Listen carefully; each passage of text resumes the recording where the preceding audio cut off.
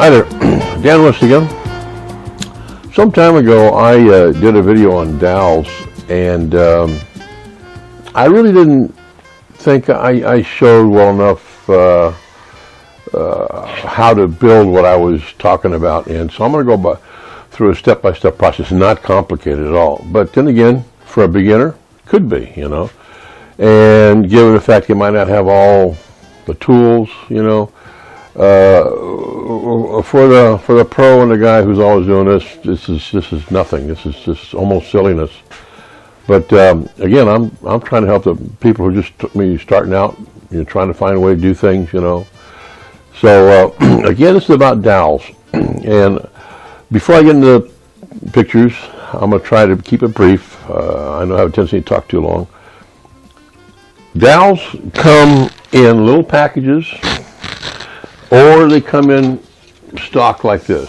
I'm not going to even get into the jigs that you can make to make your own dowels, because that's also another project. But for right now, I've got a little bench I'm building for a friend of mine. I'm going to use 7/8 pins, I call them pins, to dowel through my double tenons. Now, the thing I learned years ago, almost at the beginning, is you can put a smooth dowel like this in there, and it'll still glue up, you know.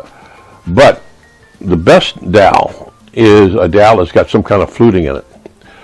You can buy them; they have swirls, like a screw, or you can buy them that have rings.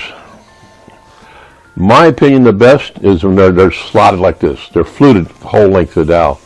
Now, you can get those like that, but you can get them like, what, 2 inches length, I think, mostly, different diameters, 1/2 inch, 5/8, on down and 1/4. But when you're dealing with a structure that's larger, you need longer material. So you buy the stock, cut it to your length, and I still think the worst thing you do is put it in smooth. That's just my opinion, right? You'll still hold, but the best is if you get more surface area. That's the whole idea between these cabinet router bits that will cut in a design. It looks like a small design, but when you calculate the surface area, it's a lot of surface area for gluing. That's why these little designs hold so well. You know, miter, lock miters, another really great way to do two pieces on an angle and hide the joint. So, with that, I'm gonna get into showing you how I do this. And what I used to use when I first did this was 1/4 inch cold roll steel, flat steel. But last time I did this, I used this angle iron. And you know what? I like the angle iron better. Why? It's 1/8 inch. It still does the job. This is the one I made. I'm going to make one very similar, the same thing.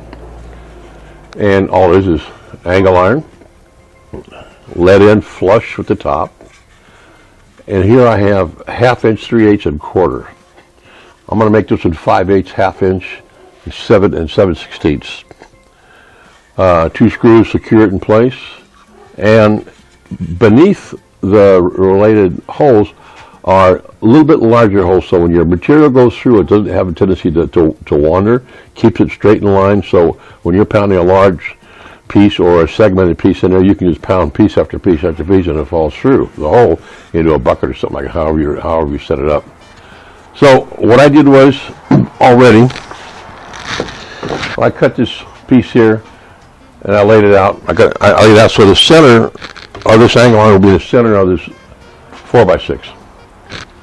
Now what I'm going to do is I've got to get a little dado so that steel will sit flush, and that's what I'm going to do right now. And I'm going to do it with my little DeWalt little router. This thing's terrific. Dados with all kinds of stuff. I don't use just for trimming the edges and all, and trimming off for mic and all. This little sucker does a good job, and it comes with a little plunge router too. So I'm going to do that right now, and we'll proceed with the other holes and how I flute this particular jig, so it'll get the serrations in the. All right, very good. That fits in there really nice and flush. Now it's longer than what it's going to be, so Don't let that throw you. I'm going to cut it to length later.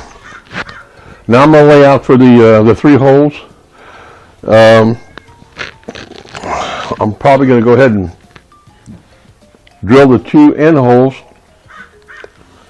and so I can secure it to this member as I'm drilling it on my drill press, so it's solid, nothing's going to move. Then after I drill those 3 holes, the 5/8, the half, and the 7/16, I'll take this off the block, and then I'll drill larger through holes, about 1/8 of an inch larger probably total, just so that pin will drive straight through the hole, and because they'll have the tendency to wander if you don't do that. You just don't put this in like a vise and drive it through here. It starts to twist and turns, and then you have problems.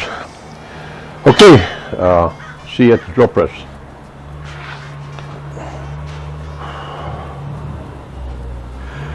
All right, I've got the board finished, the block, and the steel. Now, this is what that block looks like. It's a piece of scrap, 4x6. You see how the metal slides in there. It's flush on the top. I like this better than the flat steel I used to use. Actually, it just seems better. It seems not move, but again, if you screw a piece of flat steel down, it's fine too. Mine was quarter inches, 1/8. Cold roll. Anyways, again, here's the holes, 5/8, 1/2 inch, and 7/16. And here's the corresponding larger holes beneath it to help continue, as a dowel passes through, to drive straight and not turn. What I'm going to do now is how I flute a dowel. I'm going to show you. Now here's my other one, the first one I made originally. That's 1/2 inch, I believe it's 3/8 and an 1/8. I never use the 1/8. I very seldom use a quarter even, but it's there if you need it.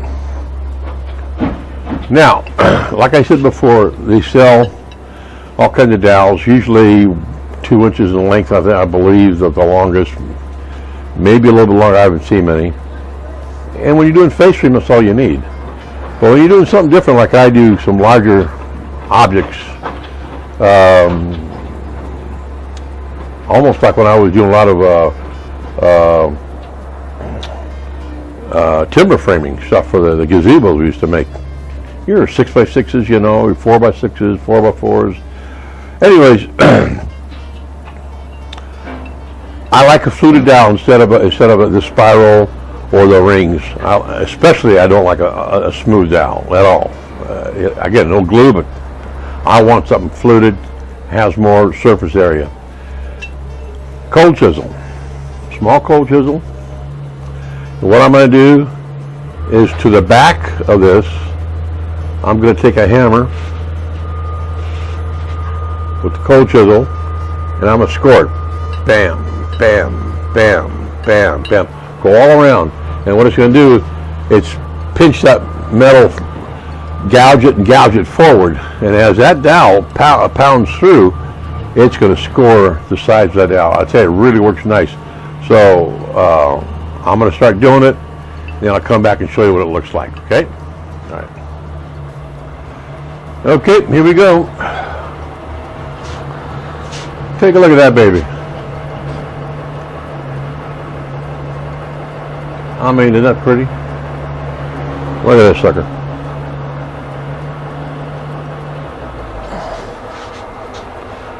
And that's it. Can you see, I don't have the best cameras, but can you see how that bottom is scored? You take the cold chisel, put it on an angle. Got to use a man's hammer.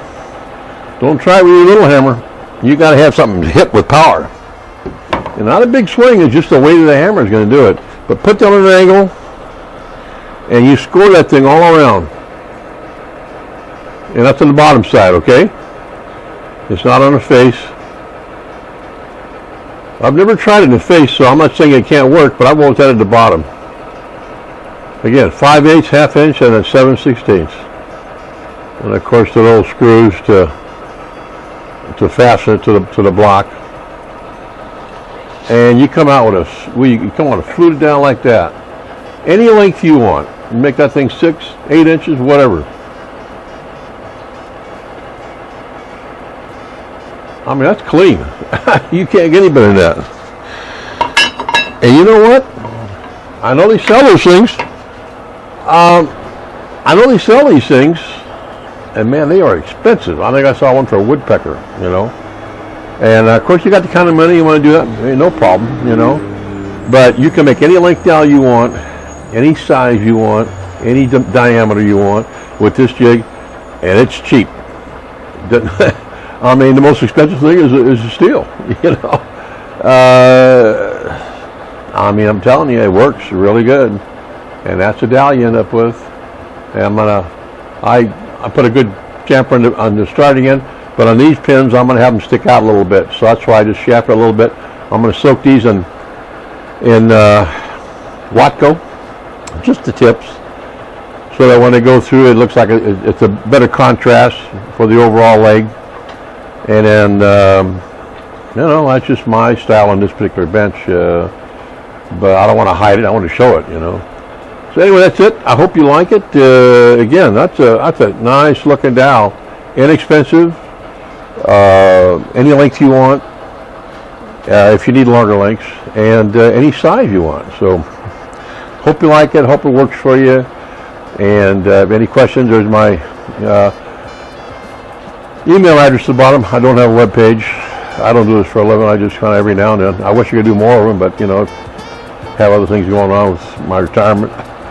But I hope this helps you, and hope you have a good day in the shop. You know, work safe, and as always, don't use any putty. All right? Bye-bye.